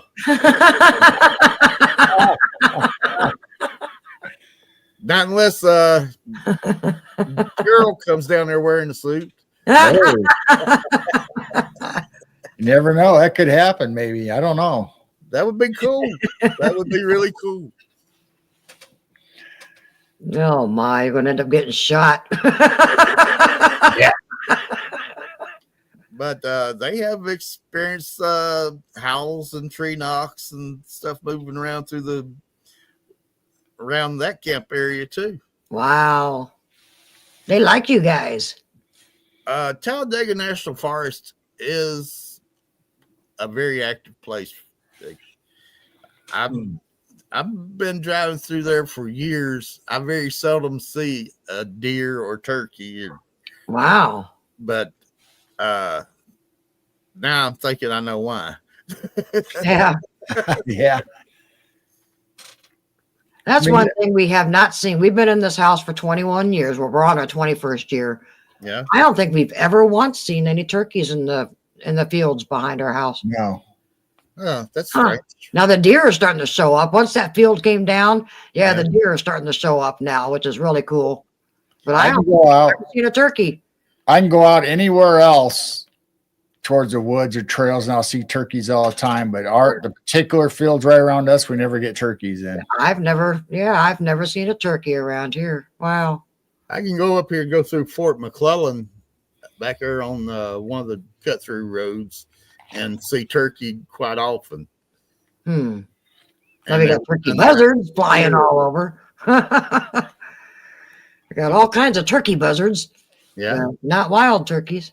But yeah, like girls said, you leave and go across the river or leave town for a little bit. Yeah, you see turkeys all over. I was where I worked at in Atlanta. I was down there behind Six Flags on one of them roads back in there where they was doing some construction, and there was a turkey. It walked right in front of my truck. I had to stop and wait on him to get out of the way. He wasn't. He wasn't scared of nothing. And I seen a hawk grab a beagle that had been hit by a car out of the road and fly off with it. Wow. I didn't know them hawks would get that strong because that was a pretty big beagle. There's some big hawks around us. I mean, especially the red hawks. Yeah. They're pretty big, but usually eagles are big enough to take something like that, obviously. And yeah, turkey buzzards will just sit there and peck it to death. Yeah. Crows, yep. And all kinds of critters. Well, Wendell, is there any other things you want to talk about? We're getting ready to go on the 2-hour mark. It might be a good spot to end for the night, or unless you have something else you want to talk about or talk about it. You said you got dog coming on Wednesday? Yeah, you mentioned Wednesdays. Is it every Wednesday that you have a show? Whenever somebody tells me if they are interested in coming on, I find out what day and time they're available. Oh, okay. I set up for that. And there's a show I'm supposed to be going on next month. I can't remember who it is right now. You didn't write it down on your calendar? Actually, it is on my calendar because of that. But as of right now, I don't know who it is. You'll get a notice that day. Hey, you coming on or not? What's going on? Yeah, where are you? Yeah, I'm definitely going to have to keep an eye on my calendar to find out when it is. We usually try to remind people a few days ahead. Yeah. I've already posted the one with dog on a few different places. All right. Yeah, so everybody that's in our chat, I posted Wendell's description and his YouTube and his Facebook group on in the description. So make sure you go over there and share some love. And anybody over there in Wendell's chats, please come over and check out our channel. And everybody else that's in chat that has channels, like Jessica has been in here, and we got several others that have their own podcasts that pop up every once in a while in our chats. And yeah, we got Harold's in here. Yeah, my Bigfoot, Wendell Bigfoot 911 page on Facebook is the same as my podcast. So you can go that way and find me. Then you can go to my actual profile and go through my pictures over there and see Awesome. some of the strange things I've got. So anybody out there that has experiences or stories you want to tell, get a hold of Wendell or us. And I'm sure either one of us will have you, or both of us will have you on our shows and hang out like we are tonight and have a good old time. And so I know Wendell's always looking for guests. So are Yes, we. I am. I've been trying to get people that's not in our group because Yeah. they're fairly easy to get to come on. And so I got Kathy Louvern, from the daughter of Ira Louvern and from the Louvern Brothers, gospel country singers. She was on, and I'll still talk about any prospecting with anybody. Talk about music. I'm trying to get Ricky Skaggs to come on if I'm actually talking to him through Facebook. I'm not sure if I am or not, but Oh my. Really? yeah. But I'm trying to get him to come on. There you And go. Everyone in chat has been Wendelled. not everybody. I got a few more to catch. But I'm friends with BJ Thomas's wife. Really? Yeah, I met him back when I was like 14. Did one of the marathon walks for March of Dimes in Marietta, Georgia. I got that. He was just coming out with the record. Somebody wrong song album. Mm-hmm. I got it autographed by him, and Wow. like I say later on, I got to be friends with his wife, and I've been friends with William Lee Golden. I got a cousin. His name's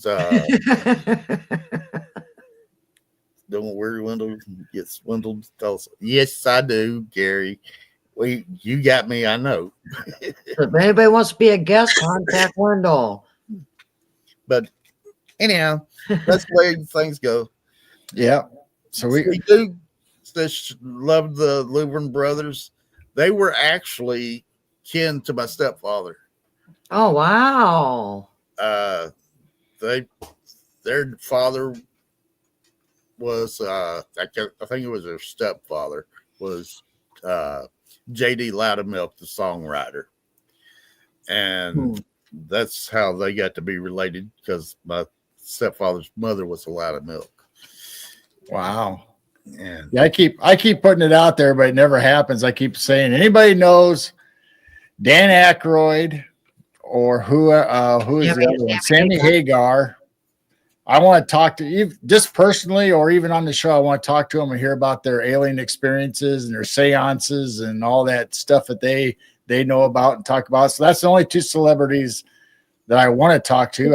I'll talk to anybody, but I mean, those are the two I really are on my wish list, but yeah, it hasn't happened yet. So Their UFO sightings. John Smoltz, I've met him personally at a grocery store, a gas station in Canton, Georgia, where he lived. He'd go by there, and I would go in there and meet him and his daughters. I've seen wrestlers at the Waffle House in Woodstock. I got a picture with Bonnie Blackstone from back when she was on the WWF commentating, and my mother's got a picture of her with the truck that Sylvester Stallone drove in Over the Top.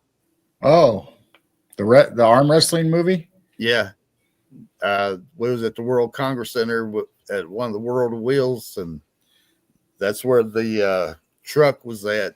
My mother was hanging off the side of the truck with a picture, and that's where I met Bonnie Blackstone at. And I was in the movie Six Pack with Kenny Rogers, Aaron Gray, and Terry Kaiser as an extra. I got to hang out with Aaron Gray a lot when she was on screen, and I met her. It was on I think it was a Sunday morning, about 2 or 3 o'clock in the morning. It was more like 4 o'clock in the morning, because I woke up, thought I was without my alarm clock, and I thought I was late. I jumped in my car and I hauled butt to the racetrack out in Douglasville, where we were supposed to be filming that day. And when I got off the interstate out there in Douglasville, I turned on my radio. It was 3:20 something in the morning or something like that. And I said, well, I ain't going back to the house. I'm going on down, and I'll just stay there till everybody shows up. And there'd be a few cars come up and down that old dirt road. Then after a while, I seen a set of headlights coming, and the tail lights was even further back than normal. It was a limousine. That was Aaron Gray coming in from the airport.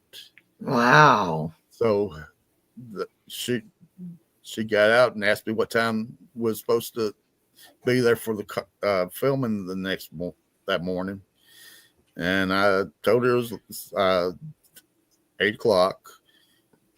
So they went to the motel where Kenny Rogers and everybody else was staying, while I sat there and waited on everybody else to come in. Yeah, that's awesome. Yeah, we got to talk about her being in the TV series Buck Rogers in the 25th century. Oh, right. And that little guy, Twiggy, he said he was a little 40-something-year-old midget with big beard and smoked them big fat cigars. It was a lot of fun. And Terry Kaiser actually offered to take me and another guy to California to make movies, and I was too hesitant. I didn't go, but the other guy did, and I have seen him in a couple of movies. Wow, that's pretty cool. And there was a guy there that looked like Kenny Rogers, and his name was Kenny Rogers. Really? Wow. Yeah. He got to they introduced him during one of the down times. And the fight between Terry Kaiser and Kenny Rogers at the racetrack, Terry Kaiser actually busted Kenny's lip. So yeah, I've had a little bit of all kind of crazy stuff go on in my life. Wow, that's awesome. I've got stuff I haven't told yet too. Uh-oh. I had a guy hold a pistol in my face wanting to come in to see his girlfriend, and she didn't want to see him. He was drunk and crying and holding the 38 right in my face, and I told him no, she didn't want to see him, and he wasn't coming in. And finally he went home, and there was a fella overdosed in my front yard. There's guys, two brothers that fought like I don't know what. One time one had a knife and the other one had a brick and hit the one with the knife in the head with the brick. So yeah. That reminds me of we had a pair of twins in a couple of towns over that used to play softball with us, and they would always get in fights. And if you tried to break them up or get in the middle of them, the both of them would start fighting you. Yep. When they were done with you, they'd go back to fighting each other again. Yeah. You never ever saw them never arguing or fighting each other. But Don't bring a knife to a brick fight. But I would say shadows shooting. I was outside flying around. Wow. Oh my. And the one that caught my attention the most was one evening I was walking up my driveway there in Atlanta, and one come past me and went up into the trees and made a turn to the right. That was the biggest one I ever seen. Oh. CJ says that you got an angel looking out for you. I must have somebody. The number of bicycle wrecks and stuff I've had, I probably should be dead by now. I come running out of the woods, caught the clothesline right here, and wound up on my back for 20 minutes catching my breath. Wow. I had a big red mark up through there for over a month. You got 9 lives like a cat. There's one of the little buildings out behind the house. I would jump from it and grab a tree limb and swing over to another tree limb and work my way down to the ground. One day that first tree limb broke and I was on the ground again. And we had a zip line we set up over in the woods, the neighbors, and the thing hung up and sent me sailing off in the ditch. Oh my. Makes you wonder if Sasquatch and them use the zip lines at night. That would be funny. Yeah, that would be great. But I had a bicycle that I would be, I rode across this parking lot and that had a drop off down into another parking lot. And I would jump off of that. One day the handlebars and the front wheel came loose from the frame, and I went all over the concrete. I was riding my bicycle across a 2x4 across a big ditch, fell off. My front tire went off, and I went in the ditch and landed on the gooseneck. And I was on a 10-speed without brakes, trying to make a high-speed turn, hit a wooden fence. I wound up having to tote my bicycle home after that one, and I was all skin up. I bet your mother, every time you walked in the door, your mother said, "Well, what'd you do today, Wendell?" For a while it got that way. I had a rope swing that I would swing on, and the rope and the stick I was using broke, and I plowed head first into the side of the car. I was on a mini bike and hit the side of a 57 Chevrolet and busted the window with my head. Wow. That's wow. Yeah. I guess it's a good thing to have a hard head.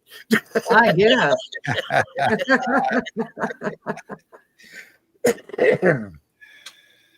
Oh boy. But yeah, there's a bunch of little knick-knack stuff like that's happened. I fell off when I was maybe close to the same age as when I was hit by the car. We was up in Tennessee visiting kin folks, and there's a log across the creek. I fell off the log into the creek, and so yeah, there's been quite a few little things that some of it's nothing a little bit funny, and some of it's just plain good old memories. Yeah. Yep. It's all fun and games till somebody gets hurt. Then sometimes after that, if it's not you, it's still funny. Yeah. I used to have, we used to take and lay down in the yard and cover up with pine straw and have people ride their bicycles over us, making jumps. And it's just crazy stuff like that kids do. Yeah. Or used to do. They don't do it no more. They say, I don't see any kids out there making ramps or jumps anymore. no, you don't. They're all playing video You can't even games. let them out of the house now because you're scared somebody's going to do something to them. They're all playing video games. You don't really go outside that much. Well, like where I'm at, the Nancy's kids, they get so bored, they just cause havoc in the house because they're bored. You can't let them get out here and run up and down the streets because I'll be sitting here and I hear machine gun fire going off around me. Oh. They found a skull over here on 36th Street, a couple of blocks up from where I'm at. So yeah, you can't let them just go out and have fun like we used to. Right. I'd leave in the morning on a Saturday morning, go out, and I wouldn't come home till after dark. Yeah, I think I said that on another show. We would be gone all day, and we'd come home to eat basically. Then we had to stay home. But then if the neighborhood kids came out, we could go outside after dark and play in our neighbor's yard, our yard, whatever. Yeah. Then we didn't have to come back in till it was bedtime. Yeah. Like they say, we used to drink out of water hoses. Yep. If it was over at the neighbor's house when it come time to eat, they give us the sandwich, or my mother give them sandwiches at our house, or depending on where it was at. If it come time to eat, somebody with us, they got fed too. It ain't like that no more. Nope. Used to have family come over on the weekends and visit. Since my stepfather's mother passed, there's not been nobody other than one cousin and my stepbrothers that had come and visited us. And then when my stepfather passed, they quit coming.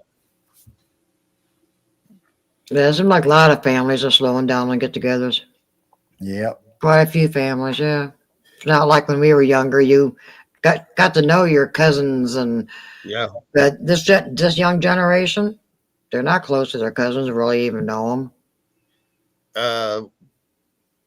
Our family reunions have even been cut out. Yeah, that's true. Yeah, you don't hear a lot of family reunions anymore either.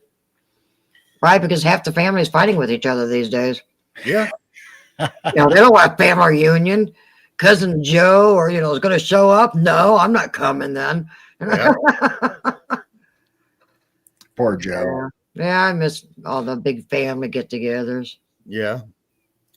I miss my Uncle Joe too. I didn't mean to criticize your Uncle Joe. Well, Uncle Bubba. he was actually the one putting on the family reunions. Okay. I think that's what happens a lot is the elder generation that used to organize everything fell apart, and that was the common bond between everybody. Then nobody else wanted to take over. Exactly. And well, like for me, when I pass, my family lines is stopped. I never had no kids, no sons, no daughters, no nothing. And if I'd have had daughters, they got married and wouldn't have the same name no more either. So Right. So I'm the end of my line. That's probably why your going out camping and having gatherings all the time take its place. Well, I worked for the company in Atlanta for 40 years. I get up at 5:30 in the morning, go to work, come home at 4:30 to 6 in the evening, eat, watch a little TV, and go to sleep. Get up next morning, do it again. I didn't go out shopping and all that. Go, camping or anything. I even got where I didn't have time to do my prospecting stuff after I had started my club. But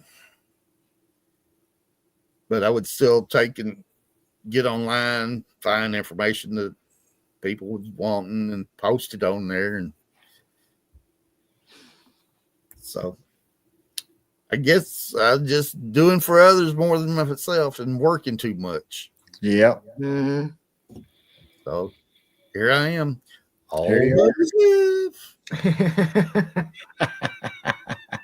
Well, thank you for sharing all your stories and experiences and the camp outs. And hopefully you'll get more subs from our channel and join you. You said Wednesday night. What time? 7:00 Wednesday evening. Central time? Yes. Eastern. Yeah. Okay. Central. All right. That sounds And- awesome. And All right. whenever somebody says they'll come on the show, I let them pick the day and the time, and that's Okay. what we set it up for. All right. So maybe you'll have some contact from people that want to be on your show. I hope we get a bunch of you to come in here and join us. Yeah. That's right. Well, thank you so much, everyone, for joining us. I want to thank the mods. Gary, I don't know how you did it, but you modded 2 channels at the same time. That's amazing. You're Yep. multi-talented. So we just want to thank everybody in both chats and Rumble. I guess 3 chats. Thank you for joining us. Please go and subscribe to Wendell. And especially subscribe to joining this Wednesday. Midwest Night Watchers. And I want to thank everybody for being here too. All right. Love you guys. See you next time. Good night, everybody. Good night, care. everyone. Much love. Keep looking up. And keep your vibrations high.